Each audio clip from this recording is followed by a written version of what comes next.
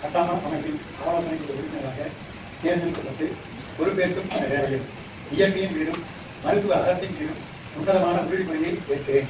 அமைப்பின் விதிகள், கோட்பாடுகள் மற்றும் கொள்கைகளுக்கு உட்பட்டு எனது கடமையை நேர்மையுடனும் முழு அர்ப்பணிப்புடனும் நிறைவேற்றுவேன். தமிழ்நாட்டில் 10 பட்ச மருத்துவ முறையை தரமாகவும் சட்டப்பூர்வமான விதிகளுக்கு உட்பட்டும் மேம்படுத்த எனது ஆலோசனைகளையும் வழிகாட்டுதல்களையும் சுயநலமின்றி வழங்குவேன். குழுவின் கூட்டங்களில் விவாதிக்கப்படும் சங்கத்தின் ரகசியங்கள் மற்றும் முக்கிய முடிவுகளின் நண்பகத்தன்மையை பாதுகாப்பேன்.